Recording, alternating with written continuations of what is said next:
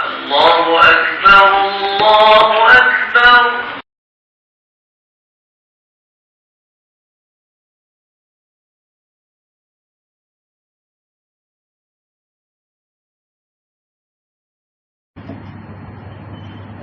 Assalamualaikum warahmatullahi wabarakatuh. Bismillahirrahmanirrahim. Alhamdulillahi rabbil alamin. Wassalatu wassalamu ala asyrafil anbiya'i wal mursalin Sayyidina Muhammadin wa ala alihi wa sahbihi ajma'in. Rabbi shrah li sadri, Allah lapangkan dadaku, wa yassir li amri, kau mudahkan segala urusanku, wahlul 'uqdatam min lisani, bukakan kebekuan lidahku, yafqahu qawli, semoga Allah mudahkan hayatku ya Allah ya. Subhanaka la ilma lana illa ma 'allamtana innaka antal alimul hakim. ولا حول ولا قوة إلا بالله العلي العظيم. Alhamdulillah, syukur kepada Allah Subhanahu wa taala kerana dengan limpah dan kurnia-Nya boleh sama-sama kita duduk dalam masjid yang begini indah, dalam masjid yang begini comel. Mudah-mudahan perkumpulan kita pada malam ini dicatat oleh Allah sebagai satu amal soleh di hari akhirat nanti insya-Allah. Jadi terima kasih kepada jawatan kuasa masjid, para imam, para bilal, dan khususnya kepada seluruh saf kepimpinan Masjid Mukim Lundang kerana masih lagi memberikan ambo ruang dan peluang untuk ambo menyampaikan sebuah pesanan yang bertajuk keindahan solat berjamaah. Dalam sejarah diceritakan apabila baginda Nabi sallallahu alaihi wasallam berhijrah daripada Mekah sampai ke Madinah. Bila sampai ke Madinah, tiba-tiba putra Rasulullah sallallahu alaihi wasallam telah berhenti di atas sebidang tanah yang lapang. Tanah itu pula dimiliki oleh dua orang anak yatim. Lalu Rasulullah membeli tanah tersebut dengan harga 10 dinar. Lalu dibayar oleh Sayyidina Abu Bakar. Setelah Rasulullah membeli tanah tersebut, Rasulullah perintahkan supaya mendirikan masjid. Masjid itu kata ulama tidak lain dan tidak bukan iaitulah Masjid Quba. Kata Profesor Dr. Muhammad Said Ramadan Al-Buti, perbuatan Nabi sallallahu alaihi wasallam itu daripada Mekah sampai ke Madinah, beli tanah, kemudian pula buat masjid. Kata Profesor Dr. Muhammad Said Ramadan Al-Buti, Nabi buat lagu tu ada satu mesej yang sangat jelas. Ada satu signal yang sangat jelas. Ya Rasulullah sallallahu alaihi wasallam nak tunjuk kepada umat akhir zaman. Mesej dia kata apa? Mesej dia kata para ulama, sebelum Rasulullah nak mendirikan negara Islam Madinah, Rasulullah dirikan dulu kekuatan orang Islam dengan sebab Nabi perintah bina masjid. Dah apa kaitan kekuatan orang Islam dengan sebab bina masjid? Kata ulama, tujuan dibinanya masjid di samping tempat kita berkuliah, di samping tempat kita berceramah, tempat bermusyawarah dan tempat kita kumpul, tujuan yang sebenarnya kata para alim ulama dibinanya masjid ialah untuk mendirikan solat berjamaah. Dalam mazhab kita Asy-Syafi'i, semaya berjamaah fardu kifayah.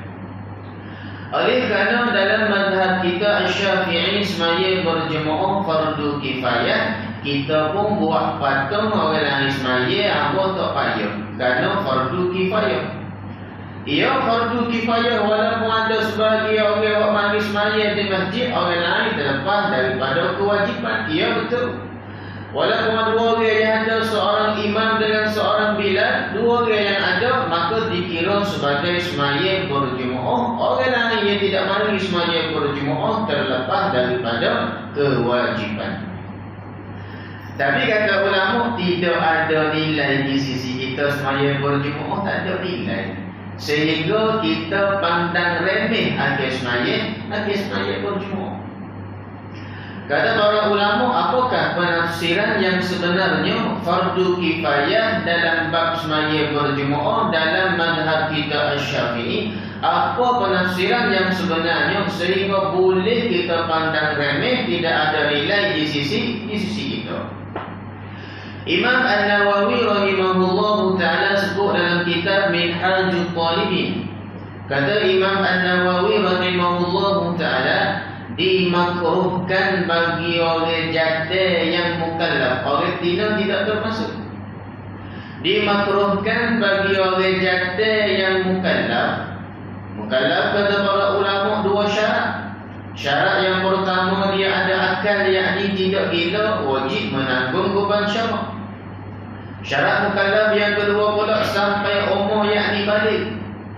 Jadi kata Imam An-Nawawi rahimahullahu ta'ala, maksud fardu kifayah dalam bab semaya berjemaah dalam mazhab kita Asy-Syafi'i ialah, kata Imam An-Nawawi, makruh bagi orang jatuh yang sampai umur, bagi orang jatuh yang berakal, kemudian pula dia tidak ada sakit, dia tidak ada uzur, hanya semaya sore gumuh perbuatan dia lagi tu makruh.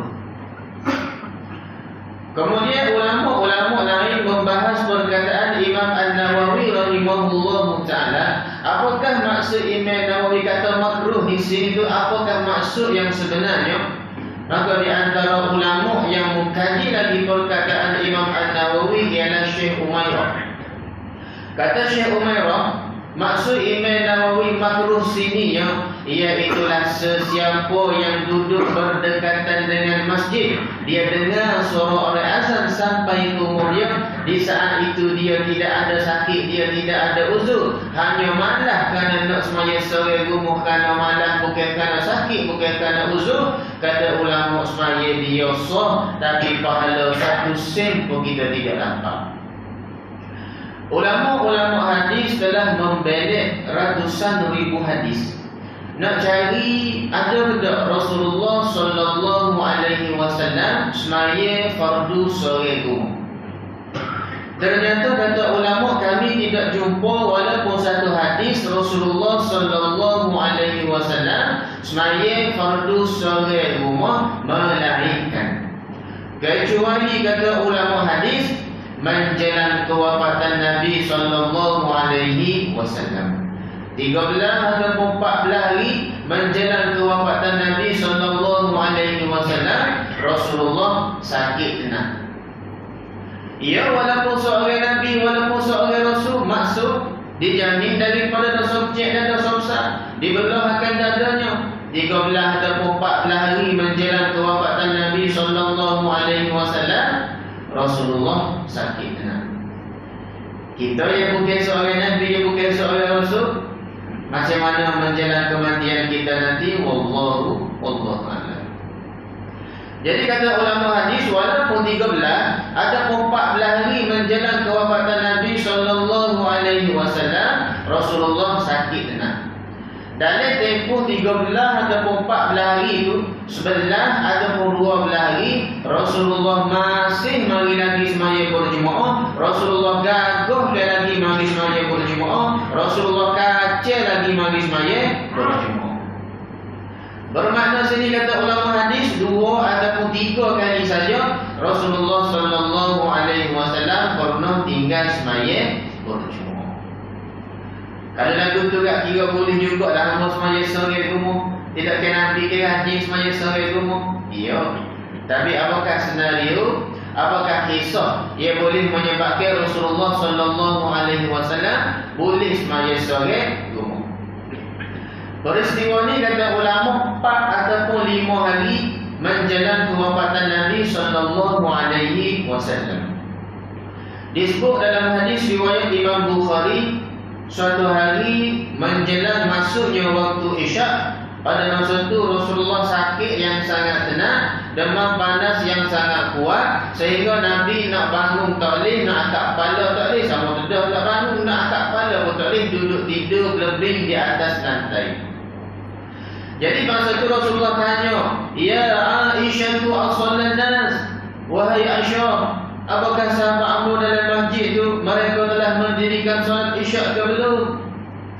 Lalu dijawab oleh Sayyidatina Aisyah radhiyallahu anha, "La hum yantazirunaka ya Rasulullah." Tidak ya Rasulullah, sahabat kamu tak sembahyang Isya lagi, mereka sedang menunggu kamu ya Rasulullah. Wahai Aisyah, buat marilah satu kahari kepadamu, amu nak siap-siaplah, amu nak mandi-mandi, nak pergi sembahyang Isya dengan para sahabat tertunggu dalam masjid amal-amal. Dia tak khabar, dia nak bangun pun tak boleh, sama tak salah dan nak bangun, nak angkat kepala pun tak boleh. Lalu dibawa bekas air yang besar oleh Sayyidatina Aisyah radhiyallahu anha kepada Rasulullah. Rasulullah siap-siap dan Rasulullah mandi di masjid. Cuba kita bayangkan sejenak. Bila demam kita yang sangat kuat, suhu badan yang sangat tinggi, tak sempat nak mandi, nak seterai di kulit wasa sejuk panas tu. Tapi tidak kepada Rasulullah. Bila dibawa bekas air oleh Sayyidatina Aisyah radhiyallahu anha kepada Rasulullah, Rasulullah mandi siap-siap bangkit nak pergi sembahyang Isyak dengan para sahabat dalam masjid. Tiba-tiba bila Nabi nak melangkah, Nabi jatuh dan Nabi pingsan. Bila Nabi pingsan bermakna sininya sakit Rasulullah bukan sebarangnya sakit. Kalau kita tengok mak kita bangun nak berjalan, tiba-tiba mak kita jatuh dan pingsan. Tiba-tiba kita tengok ayah kita bangun nak melangkah, tiba-tiba ayah kita jatuh dan pingsan. Bermakna kita kata ayah hamba ni agar ni, kerana sakit dia boleh membawa kepada pingsan. Maka lalu itulah yang dihadapi oleh Rasulullah sallallahu alaihi wasallam. Bila Rasulullah pingsan, sedar daripada pingsan, tidak ada soalan lain, "Ya Aisyah tu as-salat nas?" Wahai Aisyah, apakah sahabat-sahabat dalam masjid itu mereka telah mendirikan solat Isyak ke belum? Kalau kita hari ni muhasir, tak tanya soalan lain itu, sedar daripada pingsan awi-awi. Mu pergi hospital lah, mu baru pingsan ni awi-awi. Tapi Rasulullah tidak. "Ya Aisyah, sahabat-sahabat dalam masjid itu mereka telah mendirikan solat Isyak ke belum?" Lalu dijawab dengan jawapan yang sama dua kali, "La hum yantazirunaka ya Rasulullah." Tidak ya Rasulullah, sahabat kamu tak sembahyang lagi, mereka sedang menunggu kamu ya Rasulullah. Wahai Aisyah, buat marilah bukan hari yang kedua pula kepada aku, amu nak siap-siaplah, amu nak mandi-mandi, nak pergi sembahyang Isya dengan para sahabat tertunggu aku dalam masjid amal-amal. Lalu dibawa bekas air yang kedua oleh Sayyidatina Aisyah radhiyallahu anha kepada Rasulullah. Rasulullah siap sebagaimana dengan tadi. Bila bangkit pada kali yang kedua, setelah satu kali Nabi pingsan, bila Rasulullah nak melangkah, tiba-tiba Nabi jatuh dan Nabi pingsan. Sedar daripada Rasulullah pingsan pada kali kedua, tidak ada soalan lain yang dijawab oleh "Ya Aisyah tu as-salat nas?" Wahai Aisyah, sahabat hamba tu mereka sembahyang Isyak ke belum? Tidak ya Rasulullah, sahabat kamu tak sembahyang Isya lagi, mereka sedang menunggu kamu ya Rasulullah. Wahai Aisyah, buat marilah bukan hari yang ketiga pula kepadamu, amu nak siap-siaplah, amu nak mandi-mandi, nak pergi sembahyang Isya dengan para sahabat tertunggu kamu dalam masjid amal-amal. Lalu dibawa bekas air yang ketiga oleh Sayyidatina Aisyah radhiyallahu anha kepada Rasulullah. Rasulullah siap sebagaimana dengan tadi. Di saat bangkit pada kali yang ketiga, setelah dua kali Rasulullah pingsan, bila Nabi nak melangkah, tiba-tiba Nabi jatuh dan Nabi pingsan. Dalam sejarah 3 kali Rasulullah pingsan oleh kerana nak pergi sembahyang berjemaah di masjid tak setinggal di muslim. Bermakna daripada peristiwa ini, kata para alim ulama, menunjukkan kepada kita bertumpu lumuhnya Rasulullah nak jaga sembahyang berjemaah, maka sepatutnya kita kena pastikan jangan tinggal sembahyang berjemaah.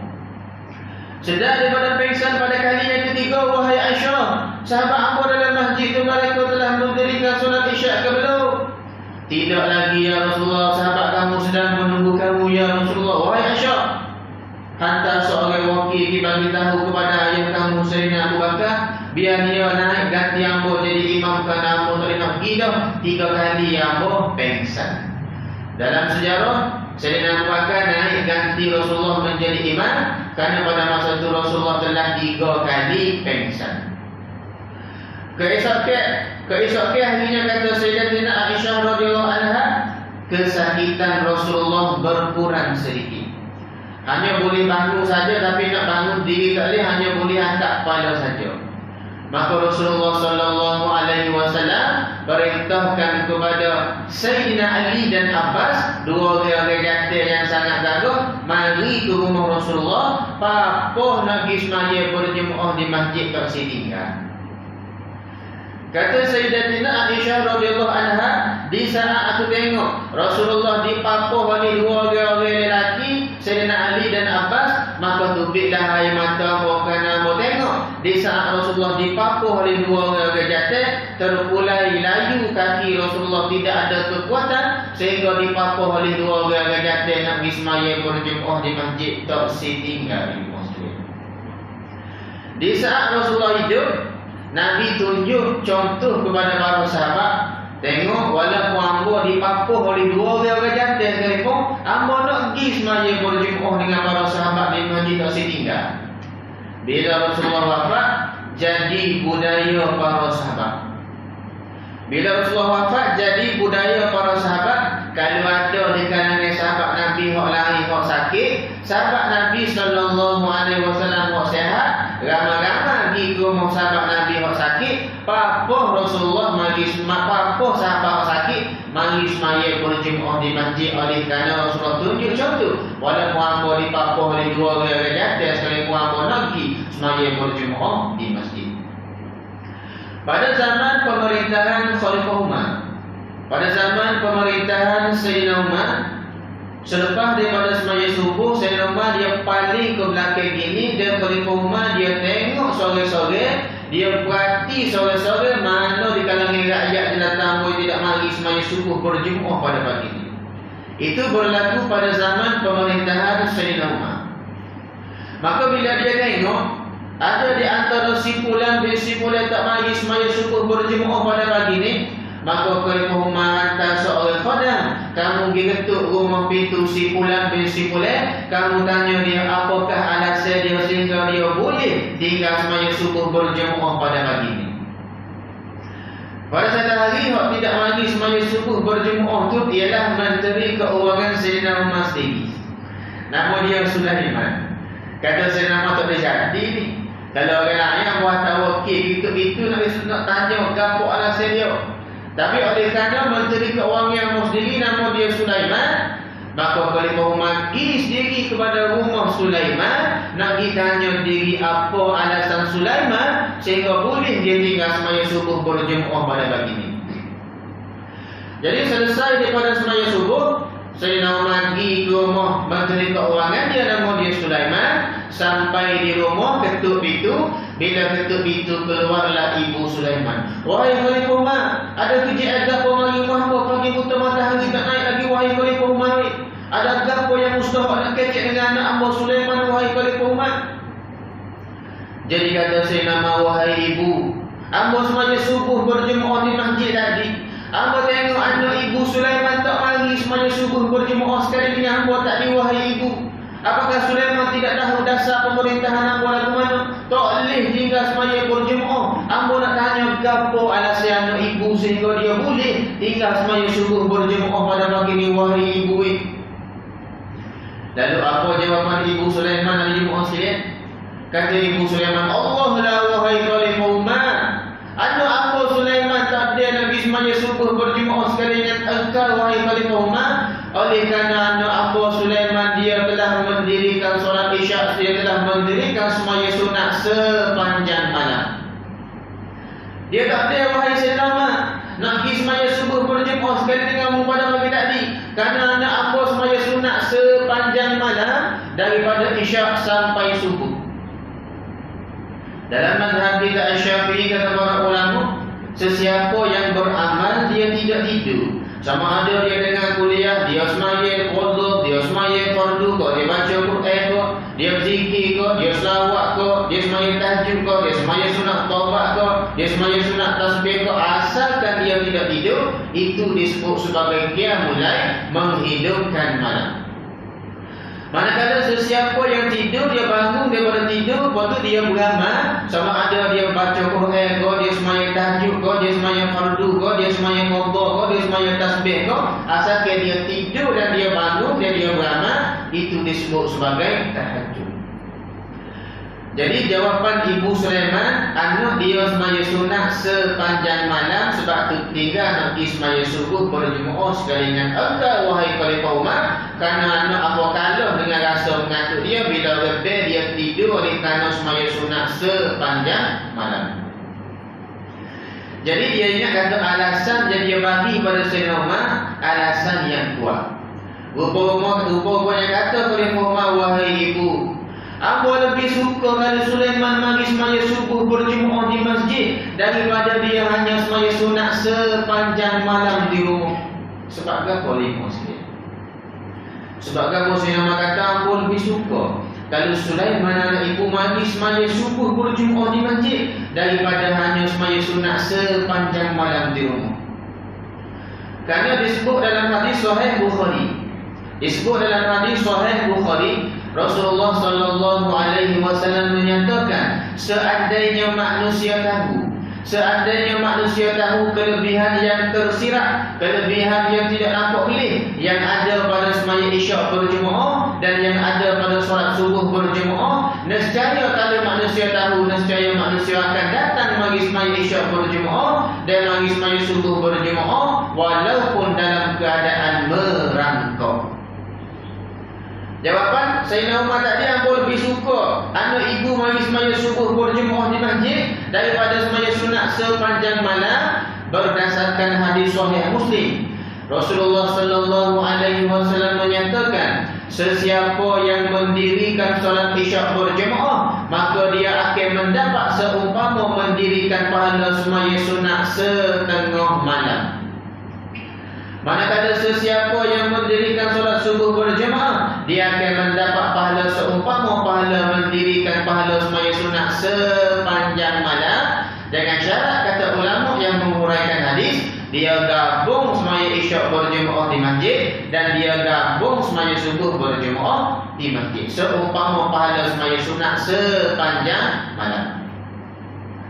Kemudian ada sebahagian ulama yang kaji lagi hadis tadi, mana lagi afdal, mana lagi besar pahala, mana lagi lebih kalau semaya sunat sepanjang malam di rumah daripada isyak sampai ke subuh, daripada mari semaya isyak berjemaah di masjid dan kapuh dengan semaya subuh berjemaah di masjid.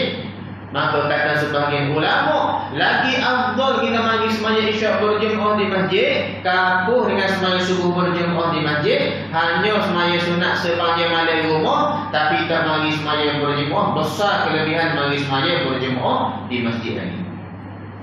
Lagi besar kata para alim ulama, mari semaya isyak berjemaah di masjid, kapuh dengan semaya subuh berjemaah di masjid, di rumah mendirikan solat sunat sepanjang malam. Ulama telah membuat perumpamaan. Sesiapa yang semaya berjemaah, ulama buat perumpamaan seumpama air yang ukuran dia lebih daripada 2 kolam. Bila kita belajar fiqh, bila air itu banyak, bila air itu lebih daripada ukuran 2 kolam, lebih daripada ukuran 216 liter dan ke atas, mana air banyak, apabila masuk najis ke dalam air yang banyak, selagi tidak berubah warna, selagi tidak berubah rasa, selagi tidak berubah bau, air yang banyak masuk najis tadi boleh kita minum dan boleh kita ambil air semaya, kerana air banyak kuat nak menghilangkan najis. Ulama kata sama saja, kita semaya berjemaah ramai-ramai, salah silap sikit Allah borong habis. Kalau kita semaya serai rumah, ulama buat perumpamaan seumpama air yang ada dalam baldi. Bila air tu ada dalam baldi tak sampai ukuran 2 kolah, bila masuk najis ke dalam air dalam baldi tadi, maka nak minum tak boleh, nak ambil air semaya tak boleh, kerana air sikit tak kuat nak menghilangkan najis. Disebut dalam hadis riwayat Imam Muslim, hak ni ulama bagi satu kata kunci. Sesiapa yang nak berbahagia di hari akhirat nanti, ataupun sesiapa yang nak masuk surga dengan mudah, jaga semaya berjemaah. Sebab apa nak masuk surga mudah nak jaga semaya berjemaah ni sekalian? Kerana kata para ulama, cuba kita tengok. Disebut dalam hadis riwayat Imam Muslim, amalan pertama yang akan ditanya selepas daripada mati ialah semaya. Seandainya baik semaya kita, amalan lain baik habis. Seandainya buruknya semaya kita, amalan lain buruk habis. Nak baik semaya lagu mana? Karena amalan yang pertama yang akan ditanya ialah semaya. Kalau solat kita baik, amalan lain baik. Kalau solat kita buruk, amalan lain buruk. Nak baik semaya lagu mana? Nak baik semaya, ulama bagi kata kunci dia.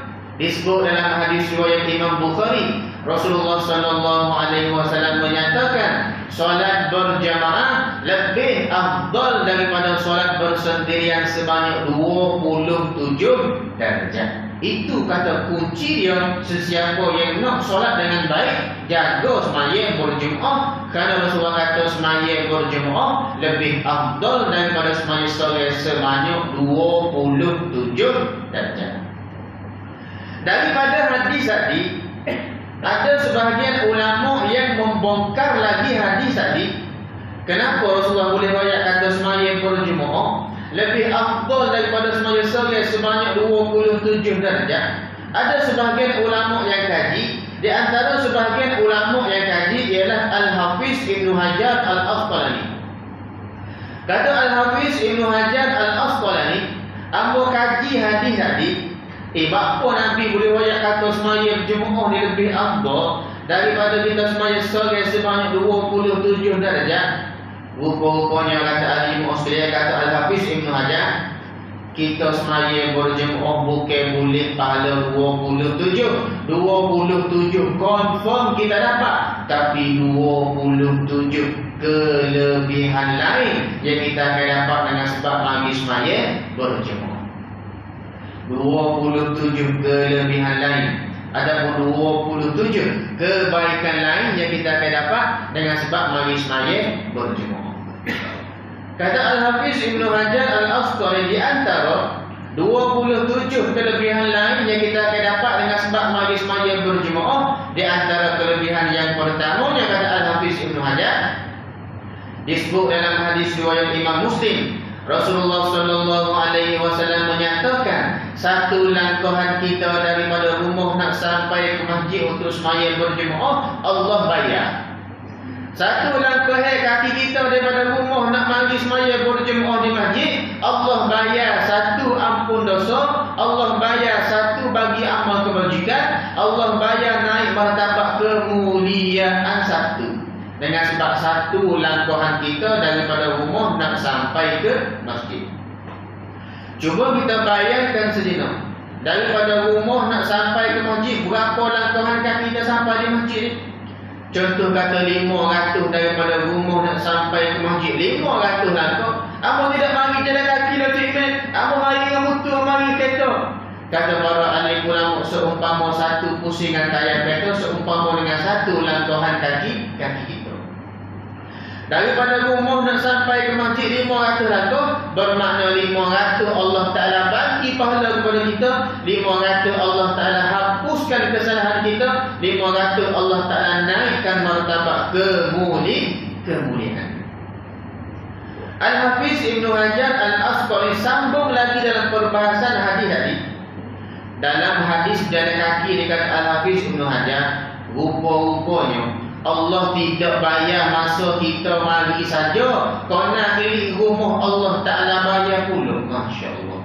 Bermakna mari 500 langkah, balik rumah 500 langkah, 1000 langkah dalam satu sahaja semaya fardu ada jemaah sekalian, kali dengan sehari semaya 5 kali sehari, banyak kelebihan yang kita akan dapat. Tak semaya lagi, tapi Allah ampun dosa dah. Nabi tunjuk contoh awal-awal lagi sebelum nak mendirikan negara Islam Madinah, Nabi bina masjid dulu untuk orang mendirikan solat berjemaah, sehingga walaupun dipapah oleh dua orang bergantian sekalipun, Nabi tunjuk contoh nak pergi juga sembahyang berjemaah tak setinggal. Kelebihan ni tak ada kalau kita sembahyang sore rumah lima sini.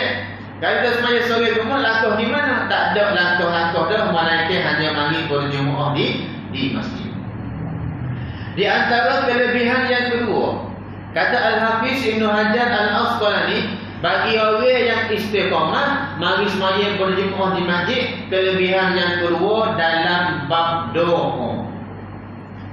Biasanya kita nak masuk ke dalam masjid, kita akan doa Allahumma ftahli abwaba rahmatik.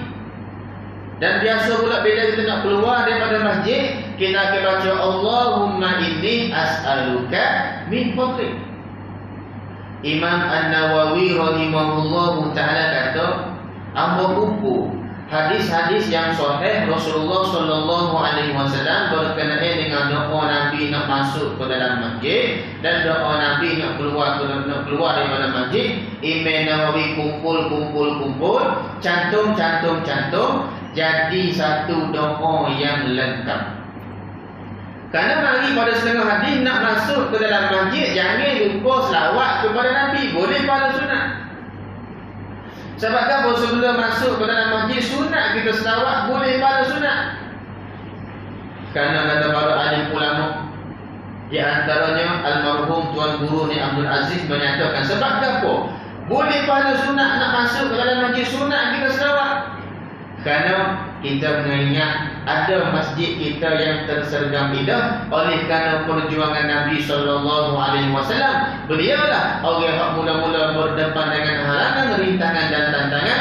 Ada masjid yang tersergam indah, ingat boleh. Hak ni merupakan nikmat perjuangan Nabi sallallahu alaihi wasallam, sehingga ada masjid di tempat kita. Nak masuk ke dalam masjid, jangan lupa selawat kepada Nabi, boleh pahala sunat.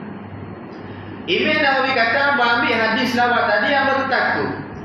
Mari pula pada setengah hadis kata, di saat kita nak keluar daripada masjid, bala tentera iblis akan berkumpul di luar daripada pintu masjid, seumpama serangga mengerumuni ketua mereka ramai-ramai. Maka Rasulullah berlindung daripada iblis. Kata Imam An-Nawawi rahimahullahu ta'ala, ambil hadis Rasulullah berlindung daripada iblis, takut, cantum, jadi satu doa yang lengkap.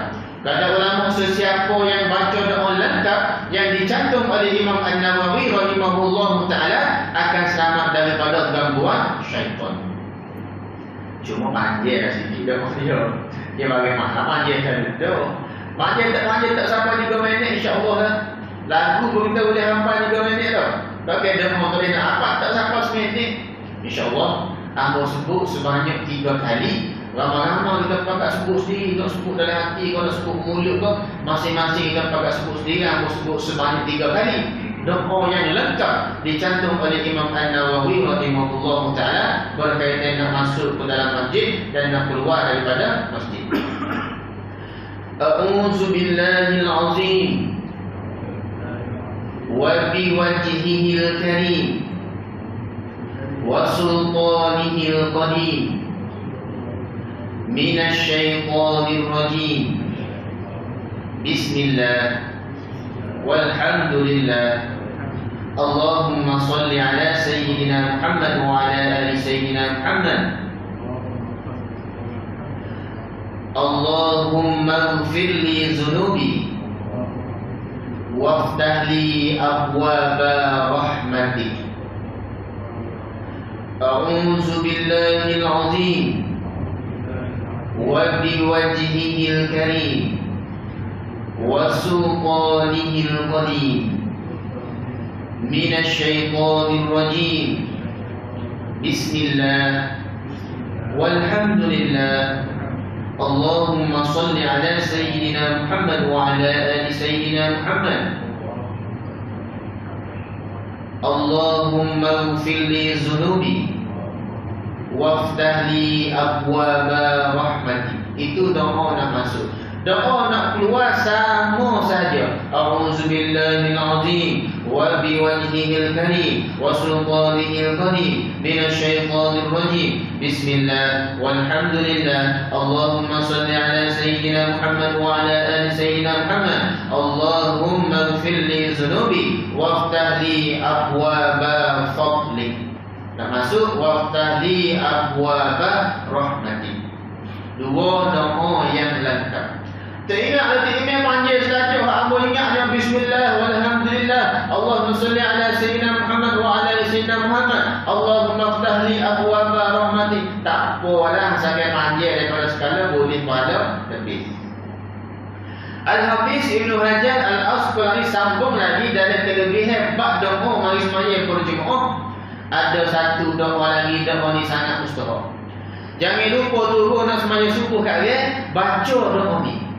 Disebut dalam hadis riwayat Imam Muslim, di saat Rasulullah turun daripada rumah, apa terjemah bahasa kepada bahasa Melayu, kadang-kadang teringat, payah nak ingat, kalau bahasa Arab, doa bahasa Melayu ada tak? Ada, insya-Allah terbalik, balik mangsa.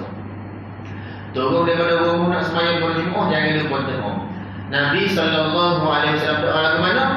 Iaitu Nabi kata, ya Allah, jadikanlah pada dalam hatiku bercahaya, pada lidahku bercahaya, pada pendengaranku bercahaya, ya Allah, pada penglihatanku bercahaya, pada belakangku bercahaya, pada depanku bercahaya, pada bawahku bercahaya, pada atasku bercahaya, ya Allah, berikanlah kepadaku cahaya.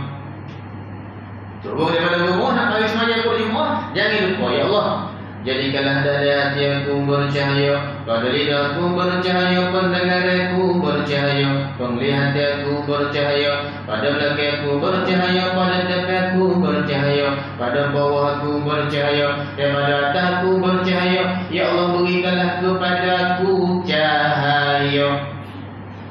Sebab apa Nabi minta cahaya? Sebab apa Nabi tidak minta golongan? Pelik juga. Kita balik rumah, buka Al-Quran surah Al-Hadid ayat 13. Allah cerita kenapa Rasulullah minta cahaya. Dalam surah Al-Hadid ayat 13, Allah menyatakan, yauma yaqulul munafiquna wal munafiqatu lil ladzina amanu unzuruna naktabis min nurikum qila irji'u wara'akum faltamisu nura. Orang munafik hati, orang munafik tina, dia kecek dengan orang beriman hati, orang beriman tina. Kata orang munafik hati, orang munafik tina, wahai orang beriman hati, orang beriman tina. Cuma tunggu kat sebentar, tunggu sebentar, kami tak ada cahaya. Bila kami tak ada cahaya, kami nak tumpahlah cahaya orang beriman hati, orang beriman tina. Kerana bila kami tak ada cahaya, kami tak nak lalu di atas jambatan sirat.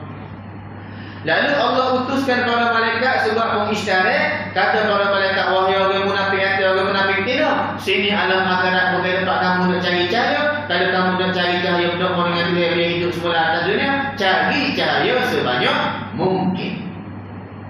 Wajib kita beriman di hari akhirat nanti tidak ada jalan pintas, malaikat semua kena lalu di atas jambatan sirat, lebih halus daripada rambut, lebih tajam daripada mata pedang, licin, sempit, luas, bergantung kepada amalan. Setiap orang yang nak lalu wajib kena ada cahaya. Tak ada cahaya tak boleh lalu. Sebagaimana orang munafik nak tupai cahaya orang mukmin. Nabi SAW sebut dalam hadis, ada di kalangan umatku yang mana diandaikan kalau dia ada di Mekah, cahaya dia boleh sampai ke Madinah. Jarak Mekah dengan Madinah sejauh 400 km.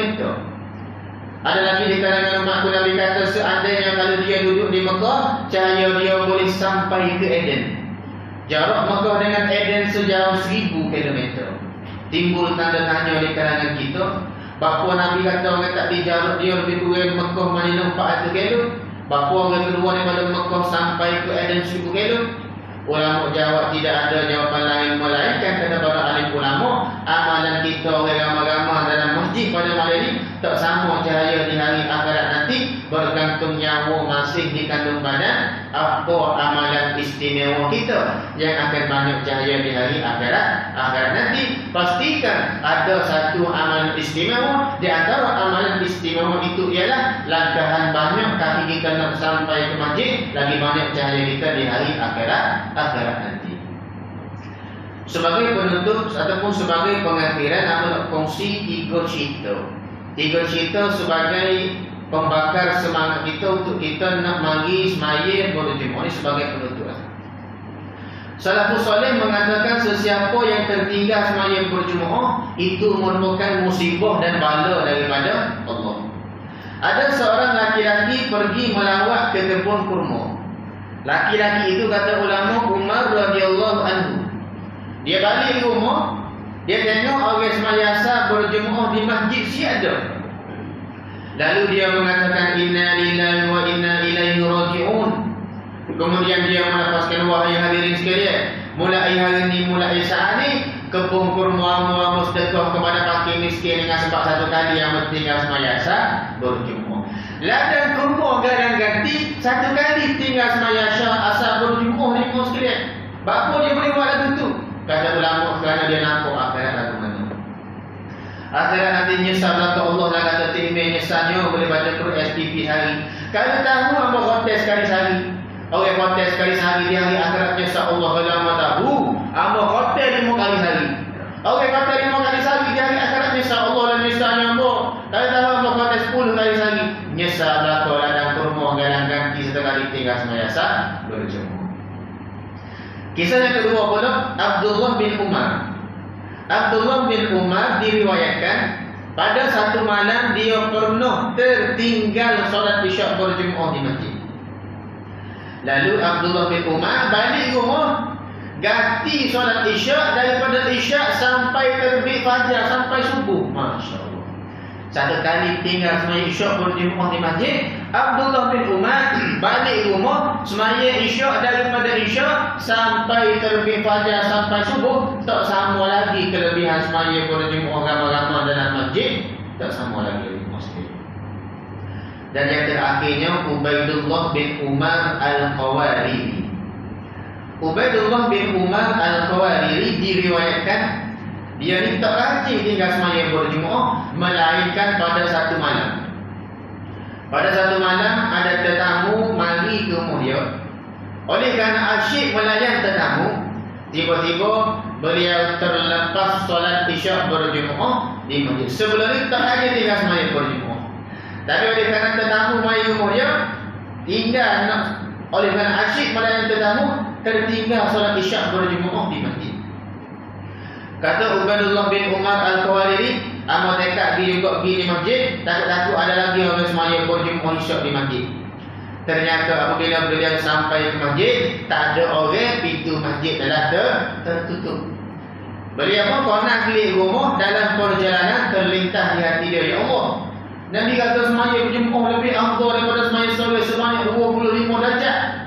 Dia balik rumah, beliau mendirikan solat isyak sebanyak 27 kali. Satu kali tinggal semaya isyak berjemaah, dia semaya isyak sebanyak 27 kali. Dia tidur pada malam itu, dia bermimpi sedang menunggang kuda. Tapi yang pelik dalam mimpi beliau, kuda yang ditunggangi oleh Ubaidullah bin Umar Al-Qawariri tak ada nak ambil kawanan kuda yang ditunggangi oleh orang kampung dia, ramai-ramai depan, nak ambil tak ada. Sehingga dia piak kuda dia, nak ambil tak ada juga kawanan kuda yang ditunggangi oleh orang kampung dia, ramai-ramai. Pelik. Tiba-tiba salah seorang kampung dia paling belakang, kata orang kampung dia, wahai Ubaidullah bin Umar Al-Qawariri, mu tak sepiaklah kuda bukan, mu tak ada nampak kami. Bapa yang mu tak ada nampakmu. Kata kamu yang kerana semalam kami sempat beramal dengan solat isyak berjemaah, sedangkan kamu tidak sempat nak beramal dengan solat isyak berjemaah. Daripada hadis ini kata ulama, orang yang beramal semaya solat rumah tak ada nak apa pahala orang beramal mari semaya berjemaah di masjid besar di masjid, kerana 27 kelebihan lain yang kita akan dapat dengan sebab mari semaya berjemaah di masjid. Jadi itu di antara dua daripada 27 kelebihan lain yang kita akan dapat dengan sebab mendirikan semaya berjemaah di masjid. InsyaAllah 25 kelebihan lain lagi kita sambung di lain masa dan lain ketika. Pak mana comel daripada Allah, pak mana tidak comel daripada kesalahan diri yang sendiri. Kami minta maaf banyak di masa yang panjang sikit, dan minta maaf banyak kalau ada terkasar bahasa, tersilap percakapan. Wabillahi taufiq wal hidayah. Wassalamualaikum warahmatullahi wabarakatuh. Auzubillahi minasyaitonir rajim. Bismillahirrahmanirrahim. الحمد لله رب العالمين والصلاة والسلام على أشرف الأنبياء والمرسلين سيدنا محمد وعلى آله وصحبه أجمعين. اللهم ربنا آتنا في الدنيا حسنة وفي الآخرة حسنة وقنا عذاب النار. وصلى الله على سيدنا محمد وعلى آله وصحبه وسلم. الحمد لله رب العالمين.